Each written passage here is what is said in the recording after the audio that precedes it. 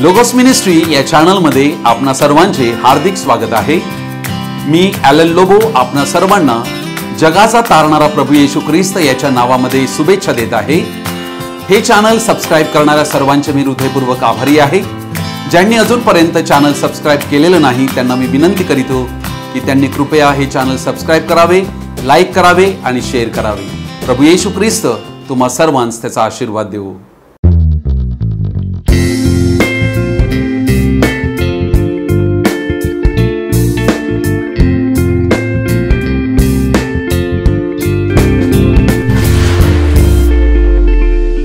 प्रभू येशू ख्रिस्ताची स्तुती असो। माझ्या प्रिय भावा बहिणींनो, आज आपण एका विषयाकडे आपलं लक्ष लावणार आहोत आणि हा विषय अत्यंत महत्त्वाचा आणि गंभीर विषय आहे। विषयाचं शीर्षक आहे येशू मोठा की पेत्र मोठा।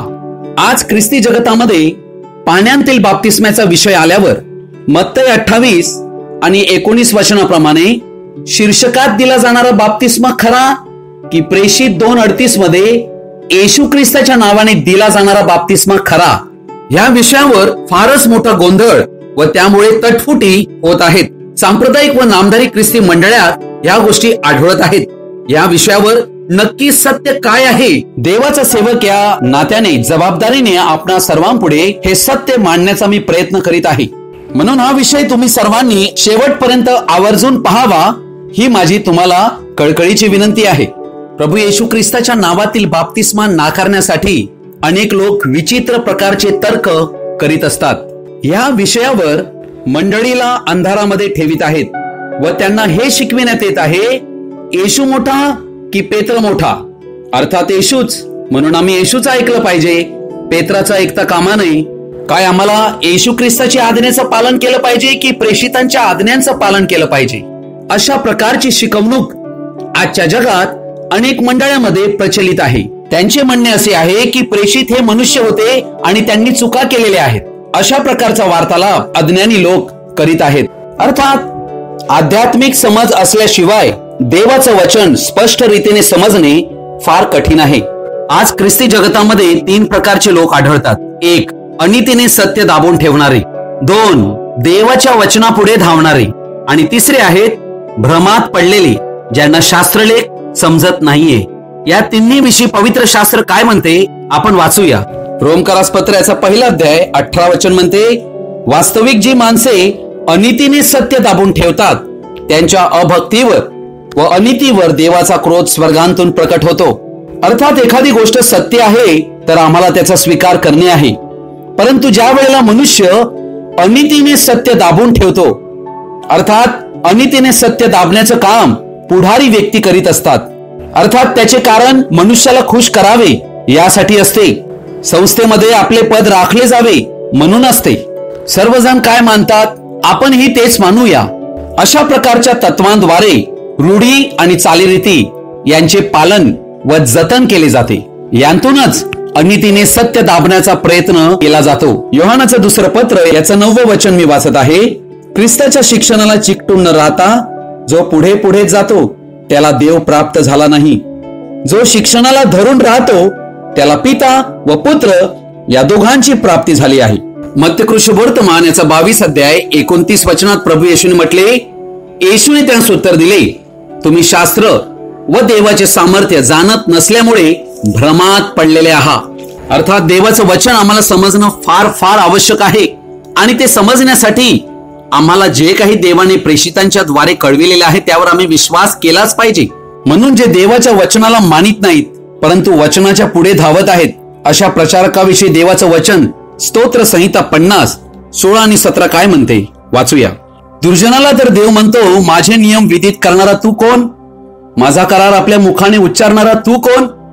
तू तर शिस्तीचा द्वेष करीतोस, माझी वचने मागे झुगारून देतोस। अर्थात या ठिकाणी आम्हाला आढळत आहे की अशा प्रचारकांना देवाचा प्रश्न आहे की जे देवाची वचने मागे झुगारून देत आहेत आणि देवाचा करार आपल्या मुखात उच्चारत आहेत आणि देवाचा नियम विधित करीत आहेत, अशांना देव दुर्जन संबोधत आहे, कारण ते प्रेषितीय शिक्षण याला मानायला तयार नाहीत। करंथीकरास 1 पत्र याचा 3 अध्याय 10 आणि 11 वचनात संत पौल जो प्रेषित त्याने काय म्हटले, माझ्यावर झालेल्या देवाच्या अनुग्रहाच्या मानाने मी कुशल कारागिराच्या पद्धतीप्रमाणे पाया घातला. बघा, मंडळीचा पाया घालण्याचं काम प्रेषितांच्या द्वारे झालेलं आहे. आणि दुसरा त्यावर इमारत बांधत आहे. तर त्यावरचे बांधकाम आपण कसे करीत आहोत याविषयी प्रत्येकाने जपावे. येशू ख्रिस्त हा जो घातलेला पाया, त्याच्या वाचून दुसरा पाया कोणाला घालता येत नाही. आम्हा ख्रिस्ती मंडळीचा पाया हा प्रेषित व संदेष्टे यांचा जो पाया त्यावर घातला गेला आहे.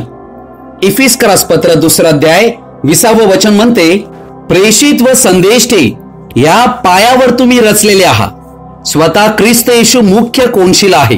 इफिस 4:11 वचनाप्रमाणे प्रभू येशू ख्रिस्ताने 5 प्रकारच्या सेवकाईची स्थापना केली आणि त्यातील सर्वोत्कृष्ट आणि उच्च सेवा प्रेषितीय आणि संदेष्टांची सेवा आहे.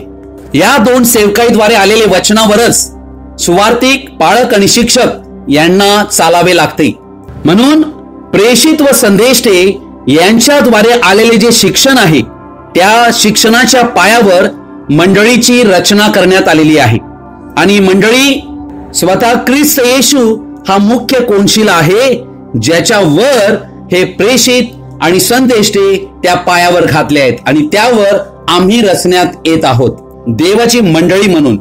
याचा अर्थ या ठिकाणी आम्हाला असा आढळतो की प्रेषितांद्वारे आलेलं शिक्षण तुम्हाला आणि आम्हाला स्वीकारणे अत्यंत आवश्यक आहे. त्याला कोणताच पर्याय नाही.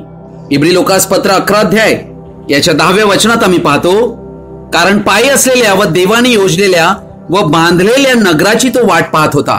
अर्थात प्रेषितांच्या शिक्षणावर पाया घातलेली ख्रिस्ताची मंडळी, तिच्या विषयीचा दृष्टांत अब्रामाला प्राप्त झाला होता. पेत्र, योहान, याकोब हे येशूचे अत्यंत जवळचे असे शिष्य होते.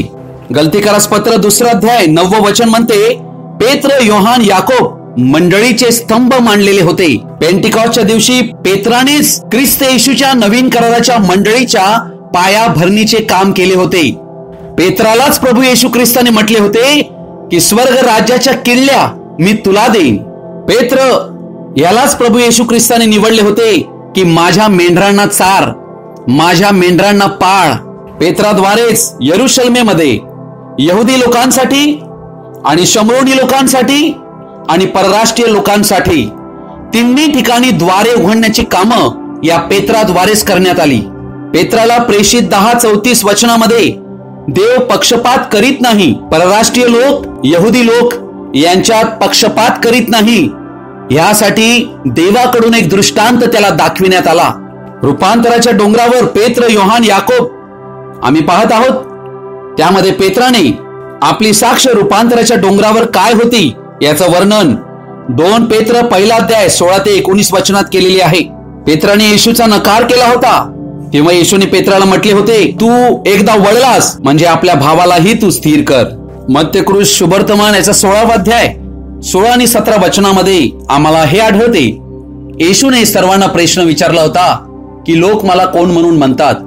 तेव्हा अनेकांनी अनेक उत्तरे दिली होती, परंतु हा पेत्र तोच ज्याने येशू ख्रिस्ताला म्हटले की तू जिवंत देवाचा पुत्र ख्रिस्त आहेस.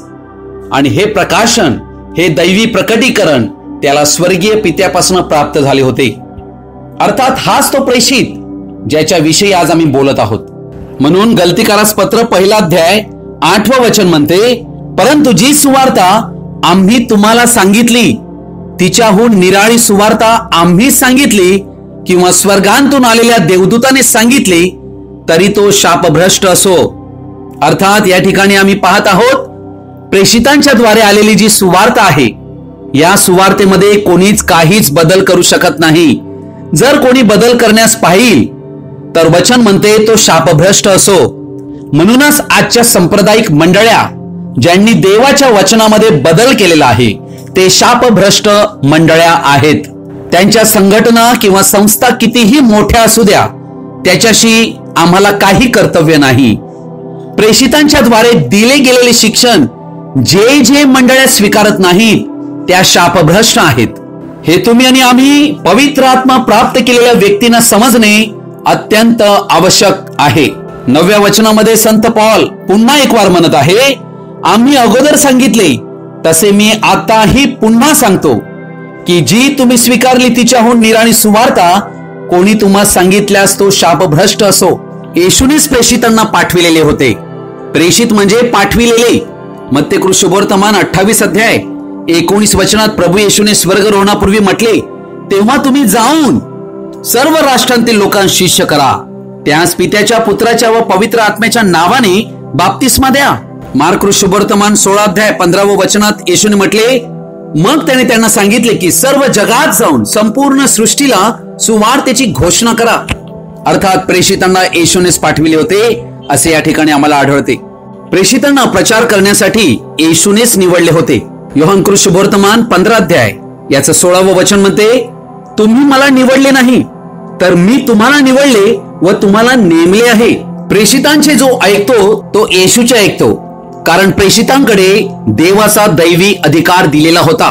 लूका शुभवर्तमान 10 अध्याय 16 वचन म्हणते, जो तुमचे ऐकतो तो माझे ऐकतो, जो तुमचा अव्हेर करीतो तो माझा अव्हेर करीतो, आणि जो माझा अव्हेर करीतो तो ज्याने मला पाठविले त्याचा अव्हेर करीतो.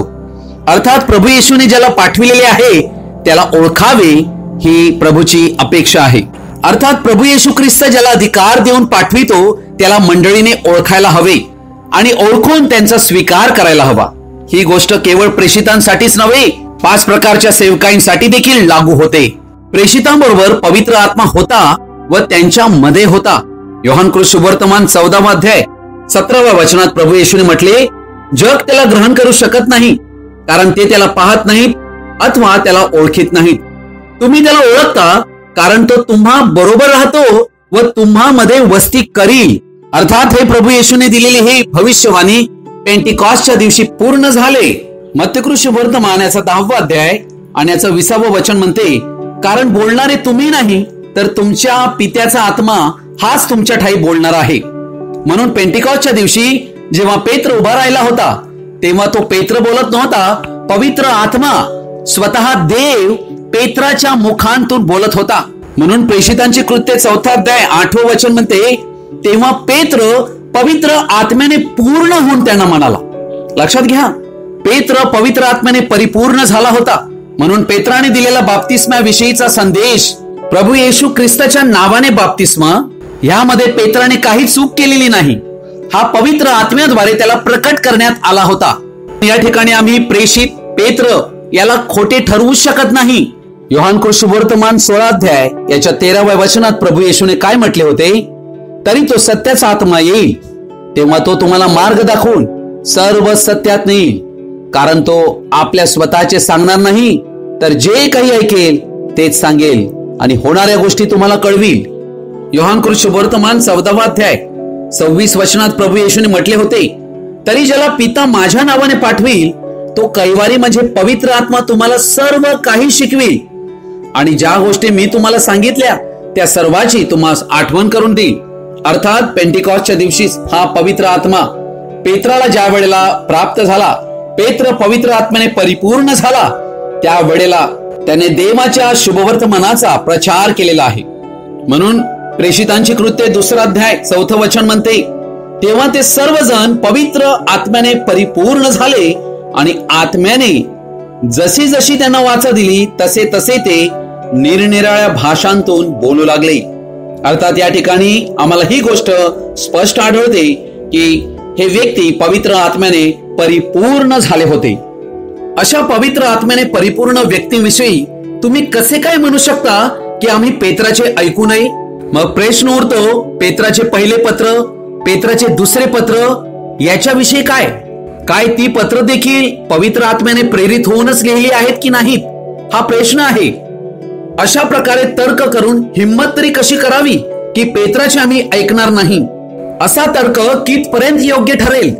प्रत्येक परमेश्वर प्रेरित शास्त्रलेख सद्बोध, दोष दाखविणी, सुधारणूक, नीतिशिक्षण याकरिता उपयोगी आहे, यासाठी की देवाचा भक्त पूर्ण होऊन प्रत्येक चांगल्या कामासाठी सज्ज व्हावा. मत्तेकृ शुभवर्तमान 16 अध्याय 19 वचन म्हणते, मी तुला स्वर्गाच्या राज्याच्या किल्ल्या देईन आणि पृथ्वीवर जे काही तू बांधशील ते स्वर्गात बांधले जाईल व पृथ्वीवर जे काही तू मोकळे करशील ते स्वर्गात मोकळे केले जाईल. अर्थात या ठिकाणी आम्हाला असं आढळते की पेत्राला ख्रिस्ताने अभिवचन दिले होते की मी तुला स्वर्ग राज्याच्या किल्ल्या देईन, परंतु येशू ख्रिस्त मरण होईपर्यंत त्याने त्या किल्ल्या दिल्या नव्हत्या. परंतु आम्ही पाहतो की पेंटिकॉस्टच्या दिवशी पेत्राला या चाव्या देण्यात आल्या. पेत्राने दिलेला संदेश प्रेषित 2:38 या स्वर्ग राज्याच्या 3 किल्ले आहेत. पहिली किल्ली पश्चाताप, दुसरी किल्ली पापमोचन, तिसरी किल्ली पवित्र आत्म्याचा बाप्तिस्मा. या किल्ल्या पेत्राकडे सोपविण्यात आल्या. येशू ख्रिस्ताने मत्तै 28 याच्या 19 वचनात दिलेली बाप्तिस्म्याची आज्ञा, याचं प्रकाशन पवित्र आत्म्याद्वारे या ठिकाणी पेत्राला पेंटिकॉस्टच्या दिवशी प्राप्त होते. म्हणून आम्हाला आढळते की प्रेषित 2:41 वचनाप्रमाणे 3000 लोकांनी प्रभू येशू ख्रिस्ताच्या नावात बाप्तिस्मा घेतल्याचे आम्हाला आढळते. पुढे आम्ही पाहतो की प्रेषितांची कृत्य याचा 19 अध्याय 1 ते 5 वचनामध्ये संत पौलानेही प्रभू येशू ख्रिस्ताच्या नावात बाप्तिस्मा दिल्याचं आढळते. अर्थात आम्हाला ही गोष्ट समजणं फार आवश्यक आहे की पौल आणि पेत्र हे प्रेषित आहेत आणि त्या दोघांच्या शिक्षणामध्ये काहीच फरक नाही किंवा त्यांचं शिक्षण एकमेकांच्या विरुद्ध नाहीये. म्हणून पौलाने 19 अध्यायामध्ये पेंटिकॉस्टच्या दिवशी प्रकट केलेला बाप्तिस्मा ज्यांनी घेतला नव्हता त्यांना पुनरुपी त्याने त्या ठिकाणी बाप्तिस्मा दिलेला आहे. ते 12 जण होते. म्हणजे या ठिकाणी आम्हाला ही गोष्ट आढळते की पेत्र आणि पौल या प्रेषितामध्ये एक वाक्यता आहे. म्हणूनच प्रेषितांच्या शिक्षणाला आम्हाला नाकारता येत नाही. योहानाचे पहिले पत्र 4 अध्याय 6 वचन म्हणते, आपण देवाचे आहोत. जो देवाला ओळखतो तो आपले ऐकतो, जो देवाचा नाही तो आपले ऐकत नाही. यावरून सत्याचा आत्मा कोणता व भ्रांतीचा आत्मा कोणता हे आपण ओळखतो. अर्थात जे प्रेषितांचं ऐकतात ते देवापासून आहेत. जे प्रेषितांचं ऐकत नाहीत, त्याच्या शिक्षणावर भरोसा करीत नाहीत, ते देवापासून नाहीत, भ्रांतीच्या आत्म्यापासून आहेत. जर पेत्राने प्रभू येशू ख्रिस्ताच्या नावात दिलेला बाप्तिस्मा चुकीचा असेल, त्या 3000 लोकांचं काय बरं झालं असेल? प्रश्न आहे. पेत्राने दिलेला बाप्तिस्मा जर चुकीचा असता तर परमेश्वराने आपला दूत पाठवून कर्नेलच्या घराण्याचे तारण व्हावे म्हणून पेत्राला यापोत माणसे पाठवून का बरे बोलाविले? प्रेषितांची कृत्य 10 अध्याय 40 ते 48 वचनामध्ये आम्ही या गोष्टींचे वर्णन पाहत आहोत. प्रेषितांचं पुस्तक याचा 10 अध्याय याचं 48 वचन म्हणते, मग येशू ख्रिस्ताच्या नावात त्यांचा बाप्तिस्मा व्हावा अशी त्याने आज्ञा केली. तेव्हा काही दिवस राहावे म्हणून त्यांनी त्याला विनंती केली. प्रेषितांच्या वचनावरून जे येशूवर विश्वास करीतात त्यांच्यासाठी येशूने प्रार्थना केलेली आहे. योहान कृष्णवर्तमान 17 अध्याय 20 वचन म्हणते, म्हणून येशूने केलेली ही प्रार्थना प्रेषितांचे शिक्षण ऐकणाऱ्या लोकांसाठी लागू होते. म्हणून पेत्राने या ठिकाणी काही चूक केलेली नाही व आपल्या स्वतःच्या मर्जीनुसार काही केलेले नाही. इब्री लोकासपत्र 2 अध्याय 3 वचन म्हणते, तर आपण एवढ्या मोठ्या तारणाकडे दुर्लक्ष केल्यास आपला कसा निभाव लागेल ते सांगण्याचा आरंभ प्रभूकडून झाला असून त्या ऐकणाऱ्यांनी त्याविषयी आपल्याला प्रमाण पटविले. अर्थात देवाने त्यांच्या सेवकाईला मान्यता दिलेली होती. विश्वास धरणाऱ्याबरोबर ही चिन्हे असत जातील. या प्रकारचे प्रभू येशूचे दिलेले अभिवचन त्यांच्या जीवनात पूर्ण होत असताना सर्वांनी पाहिले होते आणि ते साक्षी होते. मग त्यांच्या शिक्षणाला कोण चूक किंवा खोटे सांगू शकतो किंवा प्रेषितांचे शिक्षण रद्द करू शकतो? ही सत्याची वचने ऐकून व कळून देखील जो प्रेषितांचे शिक्षण मानणार नाही त्यांना मत्तै 7 अध्याय 21 ते 23 वचनात त्या ठिकाणी काय लिहिलेले आहे तेच ऐकायला मिळणार आहे. मला प्रभूजी प्रभूजी असे म्हणणाऱ्या प्रत्येकांचा प्रवेश स्वर्गाच्या राज्यात होईल असे नाही, तर जो माझ्या स्वर्गीय पित्याच्या इच्छेप्रमाणे वागतो त्याचा होईल. त्या दिवशी पुष्कळ जण मला म्हणतील, प्रभो प्रभो, आम्ही तुझ्या नावाने संदेश दिला, तुझ्या नावाने भूते घालविली व तुझ्या नावाने पुष्कळ महत्कृत्य केली नाहीत काय? तेव्हा मी त्यांना स्पष्ट सांगेन, मला तुमची कधीच ओळख नव्हती. अहो अनाचार करणाऱ्यांनो, माझ्यापुढून निघून जा.